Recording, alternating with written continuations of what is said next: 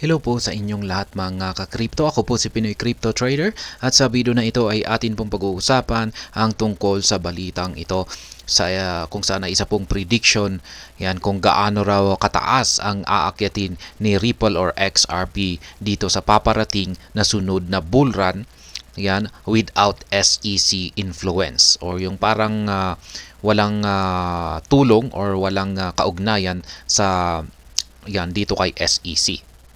Ayan. Since XRP only hit $1.8 in 2021. Ayan, mula nung na-hit pa ito, na-hit ni XRP ang kanyang presyo noong taong 2021 ang $1.8. Kaya ayan. Yan po ang malaking tanong. Isipin natin na walang kinalaman or isipin lamang natin na walang nagaganap na kaso ngayon dito sa pagitan ng Ripple at saka SEC. Ayan, isipin lamang natin na parang ganyan yung sitwasyon. Tapos ngayon yung tanong ay gaano kaya ang aakyatin ni Ripple or XRP sa ganitong sitwasyon dito sa sunod na paparating na bull run. Kaya yan po ang ating pag-uusapan sa video na ito. Yan ang prediction. Ayan, kung hanggang saan siya aakyat. At yan, bago po tayo magpatuloy ay nais ko po munang bigyang linaw ang aking disclaimer kung saan ang nilalaman po ng video na ito ay hindi po ito isang financial advice. For education and information purposes lamang po ang layunin nito. Maliban po dito ay nais ko na rin pong magbigay babala na wala pong kahit anumang group chat ang Pinoy Crypto Trader. At ayan, sabi po rito ay XRP escapes bearish grip as SEC influence wanes with trading volume crossing $2 billion in 24 hours. Ayan, medyo tinantanan ng SEC si XRP ngayon. Kaya ayan, mukhang nakawala na ang XRP sa bearish grip. Ayan, yung pagkakahawak ng bearish momentum. Ayan, dito sa leeg ni XRP. Kaya ayan, yung kanyang trading volume ay umakyat na po at nalampasan na po niya ang $2 billion. Ayan, na trading volume nitong nakalipas na 24 oras. Ayan, the fifth most significant crypto project, XRP, is gradually breaking free from the bears to enter the bullish zones. In the last 24 hours, crypto market participants bought and sold over $2 billion worth of XRP. This figure is an over 160% increase from the data the Crypto Basic reported in the last 24 hours. Ayan. Significantly, XRP topped at $0.58 in the last 24 hours, one of its highest points in the past 2 months. XRP has pulled the current bullish trajectory without a pivotal development from the US court regarding the XRP legal case. At ayan, significantly, XRP topped at $0.58 in the last 24 hours, one of its highest points in the past 2 months. XRP has pulled the current bullish trajectory without any pivotal development from the US court regarding the XRP legal case. Ayan, nagawa po niyang umakyat or tumaas yung kanyang market price, sabi rito, nang hindi niya kinakailangan ng isang magandang development dito sa US court o sa korte ng sa kaso na kanilang kinakaharap. Kaya ayan, therefore the XRP army is pondering the course XRP could take in the coming bull market without the influence of the US regulator. Ayan na nga, yung XRP army nagkakaroon sila ng sarili nilang speculation.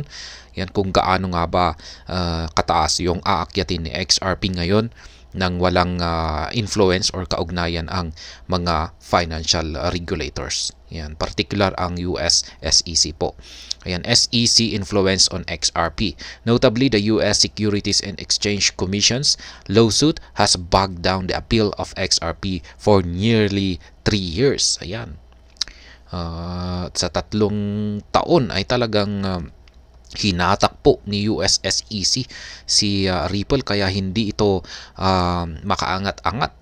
Kaya yan, parang sila po yung sumakal kay XRP, kaya hirap talaga siyang makaangat. The lawsuit arguably hindered the digital asset from reclaiming its all-time high during the peak of the 2021 bull market. Ayan. Maski nung nagkaroon ng bull market nung taong 2021 ay talagang hirap siya na umakyat kasi talagang hawak siya sa lieg ng SEC. This was unlike most other concurrencies, particularly those that rank alongside XRP in the top 10. Ayan. In particular, CoinMarketCap data shows XRP reached only about half of its 2018 all-time high in 2021, precisely $1.83. Yet in 2021, XRP rivals like Ethereum, BNB, and Cardano broke and surpassed their previous ATH or all-time highs. Ayan.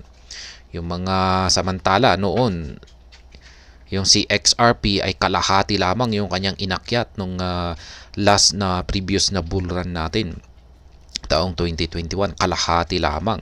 Nasa mga 1.83 yung kanyang inakyat. Samantala yung ibang mga crypto, yung mga rivals niya na katulad ni Ethereum, BNB, Cardano ay yan, nalampasan po nila, nabasag po nila yung kanilang previous all-time high. Kaya talagang kinawawa si XRP nitong mga nakalipas na taon, kinawawa ng SEC. Talagang yan. However, the SEC's negative influence on XRP is now over since the digital asset attained regulatory clarity 3 months ago. In other words, XRP has no impediment to reclaiming and breaking the 2018 ATH in the coming bull run. Ayan. Pero dumating rin yung magandang sitwasyon ngayon ni XRP kung saan ay yan, nakawala na po siya yan sa pagkakasakal ni SEC sa kanila. Kasi yan, nakakuha na nga sila ng regulatory clarity nitong nakalipas na 3 buwan lamang. Kaya siguro dito sa paparating na sunod na bull run ay siya po ay talagang magpapakita ng isang magandang performance kasi wala na talagang nagsusuppress sa kanya or wala nang pumipigil sa kanyang pag-angat. How high can XRP go without SEC? Yan, SEC influence. Yan, gaano raw kataas ang aakyatin ni XRP ng yan, walang kaugnayan or hindi na ito pinipigilan ng SEC. Ayan, notably prominent experts from the crypto trading community as well as from the banking sector have offered various projections for XRP.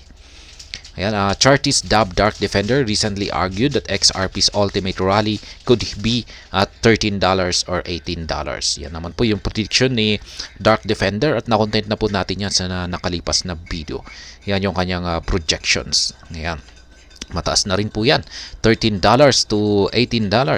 The analysts projected based on a technical tool called the Elliott Wave Pattern observed in the XRP market. Yan, ginamitan po niya ito ng Elliott Wave Pattern. Yan, kaya sa marunong gumamit dyan ng Elliott Waves, sa tingin ko ay madali lang naman po itong maintindihan, yung Elliott Wave Pattern na ito. Interestingly, Dark Defender is not the only analyst that sees XRP in significant double digits based on the Elliott Wave. The well-known chartist Egrag projected a more daring figure at $27. Ayan na rin po si Egrag. Yan, mas kilala po itong si Egrag kumpara kay Dark Defender. Ayan. At yan, mas mataas po yung kanyang projection dito, price projection, na aabot raw ang presyo ni XRP sa presyong $27. Yan. Meanwhile, based on XRP's over 68 months of sustained accumulation phase, experts projected the ultimate XRP rally could be at $90. Ayan, may ibang mga expert na ang ultimate daw or pinakamataas na presyo na pwedeng akyatin ni XRP ay yan, aabot daw ng $90. While these double digital projections are analytical, experts made a case for XRP trading at 500 given its role in the banking sector. Ayan, meron pang ilang mga eksperto na sinasabi na aakyat ng $500. Ayan, ang tindi. Chiefly, it is observed that the uniform theme among all XRP projections is that the digital asset would expect its all-time high and break into double digits. It remains to be seen how XRP will perform in the coming bull rally with the SEC out of the picture. Ayan. Maraming mga halos majority ng mga projections ng mga eksperto ay mababasag ni XRP ang kanyang previous all-time high at magkakaroon ito ng double digits. Yan, naglalaro yung mga kanilang prediction sa mga double digits na target price. Kaya yan, masasabi ko po rito ay talagang mataas po talaga siguro ang aakyatin ni XRP kasi wala na talagang sumasakal sa kanilang lieg. Hindi katulad nitong mga nakalipas na mga taon na talagang sakal na sakal siya. Talagang hindi siya makakilos kasi ayan, talagang inipit siya ng SEC. Kaya ang nangyari ay nung nagkaroon ng bull run ay kalahati lamang, hindi niya binasag, hindi niya nabasag yung kanyang previous all-time high. Nasa kalahati lang yung kanyang inabot. Kaya ganyan po yung naging epekto ng SEC pagkakahigpit yung ginawa o yung itinulot ng SEC sa kanya. Pero ngayon at wala ng SEC. Ayan, hindi na nakawala ng XRP sa pagkakasakal ng SEC sa kanila ay ayan, hindi natin alam kung gaano katindi yung ipapakita niya ngayong next bull run. Kaya pero base lamang sa aking sariling pananaw ay mukhang malaki po or isa po siya sa mga crypto na magpapakita ng magandang performance dito sa nalalapit na sunod na bull run or bull market. At ayun, hanggang dito na lamang po tayo sa video na ito. Sana po ay inyong nagustuhan ang aking paliwanag dito. Kung inyo po itong nagustuhan ay pakiclick lamang po ang like button nito. Para naman po sa mga bago lamang dito, kayo po ay aking inaanyayahan para mag-subscribe. Pakiclick na rin po ang bell icon nito dahil ito po ang siyang magsisilbing notification nito sa mga bago kong videos na akin pong ina-upload sa aking YouTube channel na ito. Marami pong salamat sa panonood. Ingat po tayo lagi at God bless po sa ating lahat.